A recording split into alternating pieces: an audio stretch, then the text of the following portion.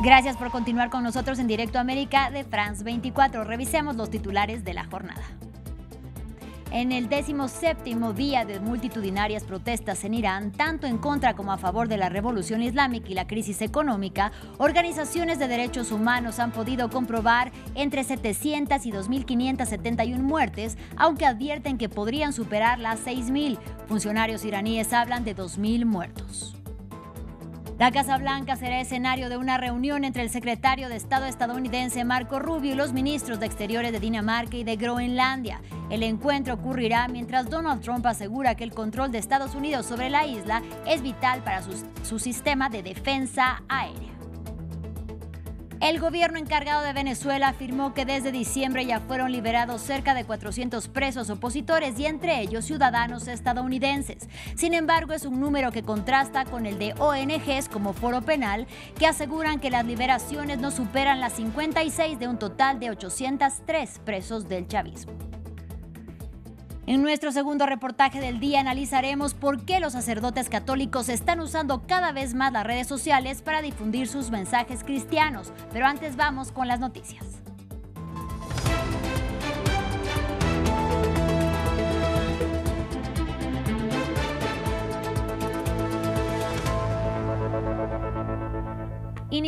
En Irán, cuando se cumplen 17 días desde que el 28 de diciembre iniciaran las protestas en el país persa contra la crisis económica y la violación de derechos humanos, el número de víctimas mortales por la represión de los cuerpos de seguridad contra la ciudadanía no es claro. Organizaciones de derechos humanos como Iran Human Rights y Age Rana han podido comprobar entre 700 y 2.571 muertes respectivamente, aunque advierten que podrían superar las 6.000, mientras que funcionarios iraníes hablan de 2.000 muertos. Ampliamos a continuación. Era estudiante, aspirante a diseñadora de moda y ahora es el rostro de la brutal represión de Irán contra la disidencia. Rubina Aminian se había trasladado a Teherán para estudiar diseño textil y de moda. La joven de 23 años participó en una protesta el jueves pasado después de clase. Los amigos que estaban con ella dicen que le dispararon por la espalda y la mataron. Lo siento. Very angry. Estoy muy enfadado. Estoy triste, pero soy fuerte y solo lloraré cuando el dictador haya caído. After the dictator fall. Tras días de súplicas a sus padres, finalmente se les permitió recuperar su cuerpo, pero las autoridades les prohibieron celebrar un funeral normal. We couldn't have a ceremony until now. Hasta ahora no hemos podido celebrar ninguna ceremonia y no he tenido noticias de mi familia allí desde el domingo pasado y es muy duro. And it's really difficult. Las autoridades temen que estos rostros se conviertan en símbolos de la resistencia. Entre los que se les negó el funeral se encuentran un entrenador de balonmano y 2 hermanos que trabajaban en la construcción. Esto es lo que teme el régimen islámico. En los primeros días, los funerales se convirtieron repetidamente en protestas contra el gobierno. Este fue el caso de Jodad Shirvani, que fue filmado herido durante las protestas y murió poco después. Han aparecido nuevas imágenes de una morgue en la capital que, según grupos de derechos humanos, podría albergar más de 100 cadáveres. Aunque las comunicaciones con Irán han sido severamente restringidas, siguen filtrándose mensajes desesperados. Este es de un manifestante en Isfahán. Estamos sufriendo, estamos agotados. Han matado a todo el mundo. Lo juro por Dios, estoy profundamente entristecido. Hagan oír nuestras voces ante la comunidad internacional. Estamos al límite.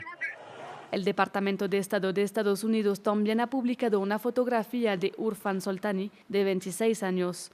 El manifestante ha sido condenado a muerte. Su ejecución está prevista para este miércoles. Con la seguridad en el terreno todavía frágil, Líbano se prepara para la conferencia internacional en París, un encuentro clave que reunirá a líderes globales con el objetivo de apoyar al ejército y las fuerzas libanesas y reforzar la estabilidad en un momento crítico. Nuestra corresponsal en Beirut, Tel Bonet, nos amplía. Beirut vuelve a ser escenario de la diplomacia internacional. El emisario saudí Yasser bin Farhan y el enviado francés Yaniv Le Drian se reúnen con el presidente Youssef Aoun, el primer ministro Nawaf Salam y el jefe del Parlamento Nabi Berri. Una visita que muestra cómo el futuro del Líbano sigue en la agenda regional e internacional. Todo esto ocurre mientras se prepara los últimos detalles de una conferencia internacional que se celebrará el 5 de marzo en París para apoyar al ejército libanés y a las fuerzas de seguridad internas. Francia, Arabia Saudí, Egipto, Qatar y Estados Unidos lideran esta iniciativa. La idea es clara: reforzar al Estado en un momento muy delicado. El gobierno asegura que ya ha completado la primera fase del desarme en el sur del país y el ejército se ha desplegado para asumir el control de las armas, y la siguiente etapa, al norte del río Litani, servirá para medir la capacidad del ejército y la disposición de Hezbollah a colaborar. Mientras tanto, la situación sobre el terreno sigue siendo complicada. Israel continúa atacando infraestructuras de Hezbollah en el sur del país, con bombardeos que, en algunos casos, han ido precedidos de órdenes de evacuación a edificios civiles. Este conjunto de dinámicas diplomáticas y de seguridad sitúan al Líbano en un momento crítico. La comunidad internacional se moviliza para apoyar al Estado libanés, mientras que la estabilidad sigue siendo volátil. En más información, la Casa Blanca será escenario este miércoles de una reunión entre el secretario de Estado estadounidense Marco Rubio, el vicepresidente J.D. Vance y los ministros de Exteriores de Dinamarca y de Groenlandia. El encuentro ocurrirá en momentos en los que Donald Trump mantiene firmes sus deseos expansionistas sobre la isla ártica, que tiene una ubicación estratégica y es rica en minerales y tierras raras. El mandatario republicano no descarta una acción militar para anexionársela y afirma que el control de Estados Unidos sobre Groenlandia es vital para su sistema de defensa aérea, mientras que el gobierno groenlandés dice que no quiere tener nada que ver con la Unión Americana, y el reino danés condena los chantajes y la presión de Washington sobre el territorio semiautónomo que administra. Aquí los detalles. Es un territorio que Donald Trump quiere apoderarse a toda costa, en nombre, según él, de la seguridad nacional. Actualmente Groenlandia está surcada por barcos rusos y chinos. Necesitamos Groenlandia por razones de seguridad nacional y Dinamarca no podrá garantizárnosla, estoy seguro. Sin embargo, Trump ya tiene la posibilidad de reforzar la presencia estadounidense allí, porque Estados Unidos tiene acceso militar garantizado a la isla desde hace 75 años. Su presencia en Groenlandia se remonta a la Segunda Guerra Mundial. En 1941, Washington obtuvo el derecho a construir bases militares para defender el territorio de posibles agresiones alemanas. Crearon la base de Pituffik, que sigue en actividad hoy en día. Luego, durante la Guerra Fría, Estados Unidos, aliado de Dinamarca en la OTAN, mantuvo su presencia en la isla. Se trata del Acuerdo de 1951. Este acuerdo define las zonas de defensa en las que Estados Unidos puede construir instalaciones y estacionar personal para proteger los lugares. Estados Unidos administra una decena de bases y despliega hasta 6.000 soldados. El objetivo, contrarrestar la amenaza soviética y en particular el riesgo de que un misil que se dirija a América del Norte sobrevuele la isla. Tras la caída de la Unión Soviética, la mayoría de las bases se cerraron, pero el acuerdo militar sigue en vigor.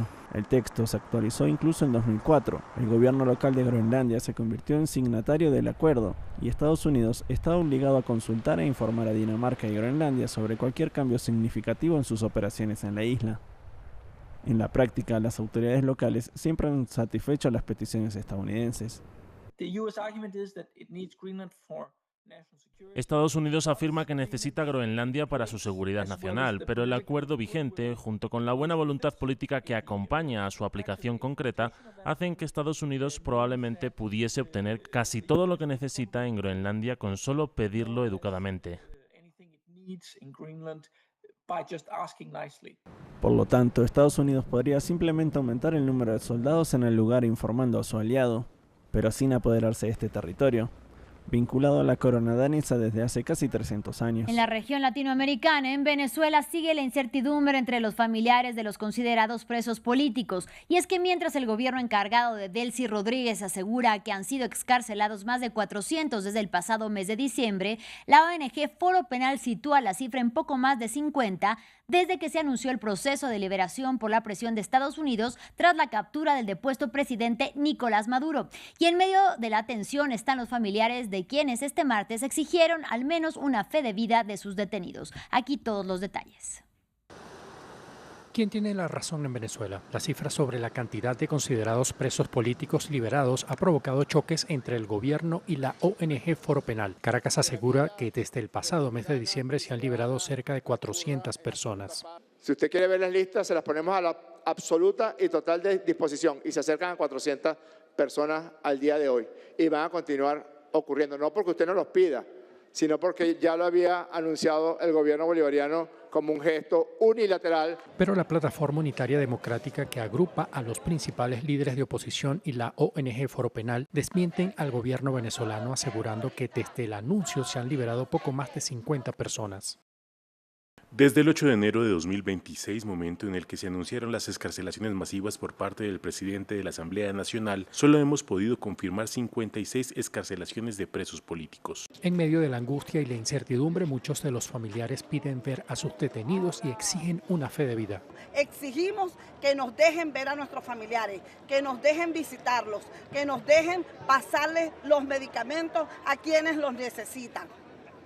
Y pedimos que de verdad, en el nombre de Cristo, nos den fe de vida de nuestros familiares. Extraoficialmente se cuentan más de 1.000 los considerados presos políticos detenidos, entre ellos algunos extranjeros. Este martes el Departamento de Estado informó sobre la liberación de varios estadounidenses. Ahora vamos a Asia. Al menos 31 personas perdieron la vida y más de 60 resultaron heridas en Tailandia después de que una grúa cayera sobre un tren de pasajeros. Dicha grúa aplastó el tren que cubría la ruta entre Bangkok y el noreste del país, provocando la tragedia. Según autoridades tailandesas, unas 5 personas podrían continuar atrapadas entre los vagones del tren. El accidente se produjo cuando la grúa trabajaba en la construcción de un proyecto ferroviario de alta velocidad entre la capital tailandesa y la ciudad china de Kunming. Vamos con nuestro segundo reportaje del día. Impulsados por el llamado del Papa León XIV a ocupar el continente digital, cada vez más sacerdotes católicos utilizan redes sociales para difundir el mensaje cristiano. Si bien muchos consideran a Jesús como el primer influencer de la historia, estos sacerdotes modernos declaran tener el mismo objetivo: acercar a más personas a la fe cristiana. Esta es la historia. En su parroquia en Brescia, en el norte de Italia, el padre Giuseppe se prepara para un nuevo tipo de sermón. Para hablar de Dios, ahora se dirige a una comunidad virtual.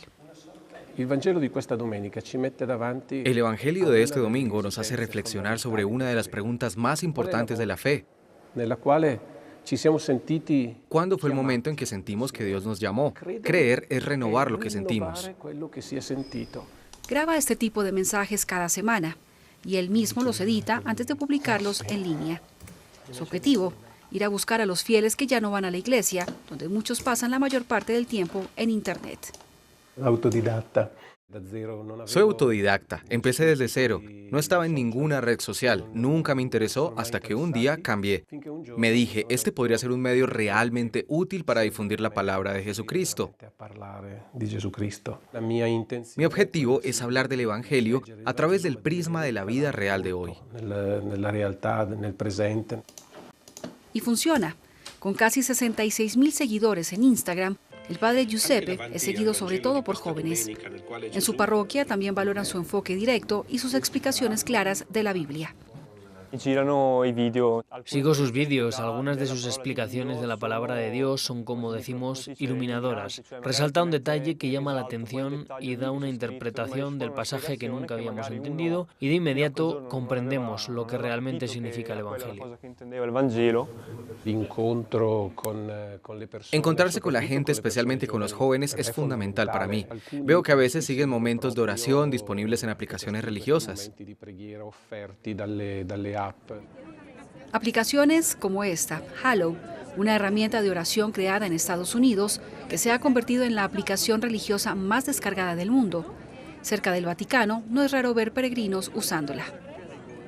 En esta aplicación podemos hacer el Santo Rosario, podemos ir a la hora santa y le enseñan las oraciones. Si uno no se sabe las oraciones, te explica, te enseña todas las oraciones. Oración de la noche, de la mañana, es muy buena esta aplicación.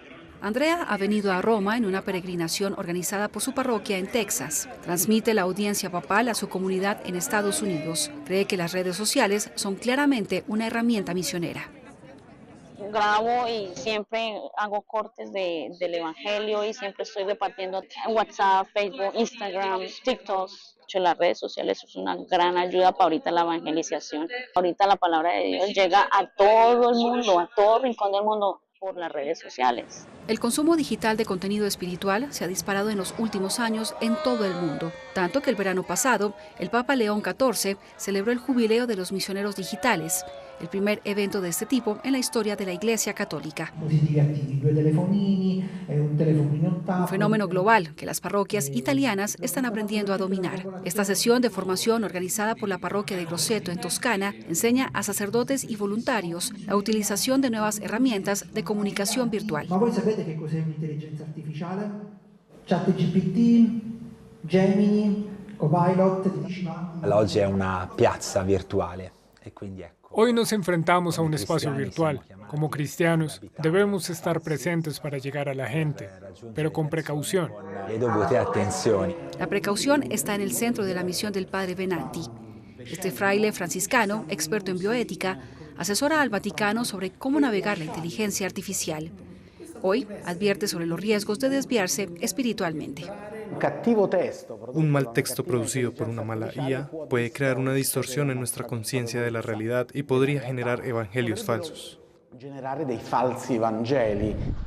Promover la fe católica sin desvirtuar el mensaje de Cristo. Ese es el desafío para los misioneros digitales, como el padre Cosimo, una estrella en línea con casi 500.000 de seguidores en Instagram. Recientemente comenzó a usar inteligencia artificial para difundir su mensaje más allá de Italia. Instagram, ad esempio, que da la posibilidad de traducir. Ahora Instagram permite traducir videos con inteligencia artificial. Así, los videos que publico en italiano pueden verse en francés, en Francia. Y estoy empezando a desarrollar público fuera de Italia. Eso me permite hablarle a gente en todas partes: Brasil, Estados Unidos, Canadá, África, Australia. Stati Uniti, mi scrivono Canadá, África, Australia. Una popularidad virtual con resultados reales. Desde que está presente en redes sociales, el tamaño de su congregación en la iglesia se ha duplicado y sus misas de fin de semana están llenas. Es un sacerdote muy carismático, muy simpático. Estoy muy orgullosa. Nuestra parroquia es pequeña, pero gracias a él es conocida en todo el mundo. Para esta nueva generación de clérigos, la ambición de la evangelización virtual es enorme. Más de 5.000 millones de personas están conectadas a redes sociales en todo el mundo. Así llegamos al final de este bloque informativo, pero los invitamos a que se queden con nosotros porque ya viene María Clara Calle y Medio Ambiente. Hasta la próxima.